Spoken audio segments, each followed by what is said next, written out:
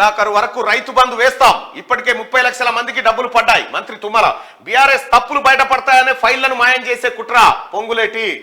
ఈ నెలాఖరు వరకు ఎట్టి పరిస్థితుల్లో రైతు బంధు ప్రతి రైతు ఖాతాలో వేస్తామని చెప్పి మంత్రులు చెప్తున్నటువంటి మాట. ఇక వీళ్ళ లెక్కలు బయటపడతాయని, బీఆర్ఎస్ తప్పులు బయటపడతాయనే ఫైళ్లను మాయం చేసిరు అని చెప్పి పొంగులేటి శ్రీనివాసరెడ్డి గారు ఆరోపణ చేస్తా ఉన్నారు. వాస్తవం కూడా అదే. వాస్తవం కూడా అదే. ఇంకొకటి ఏం లేదు. కేసీఆర్ కుటుంబం చేసిందంతా ఇదే లంగ పని.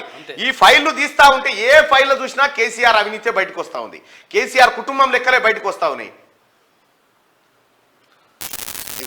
పిసిసి చీఫ్ పదవిని అమ్ముకున్నారంటూ గతంలో బీఆర్ఎస్ ఎమ్మెల్యేలు సుధీర్ రెడ్డి, పాడి కౌశిక్ రెడ్డి చేసిన ఆరోపణలపై రాష్ట్ర కాంగ్రెస్ మాజీ ఇన్ఛార్జ్ మాణిక్యం ఠాకూర్ మదురై కోర్టులో పరువు నష్టం దావా వేశారు. ఆ కేసుకు సంబంధించి ఆ ఇద్దరు ఎమ్మెల్యేలు మదురై కోర్టులో విచారణకు హాజరయ్యారు.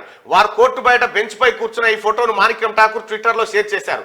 అప్పుడు ఆరోపణలు చేస్తే చట్టపరంగా చర్యలు తప్పవని తాను కేసు వేయడంతో కోర్టు బయట వాళ్ళు ఇలా బెంచ్ పై కూర్చోవాల్సి వచ్చిందట. ఇగో సుధీర్ రెడ్డి పోయి మదురై కోర్టు తమిళనాడులో, మాణిక్యం ఠాకూర్ తమిళనాడు నేత. ముందుగా మాణిక్రావు ఠాకరే కంటే ముందు మాణిక్యం ఠాకూర్ ఉండే.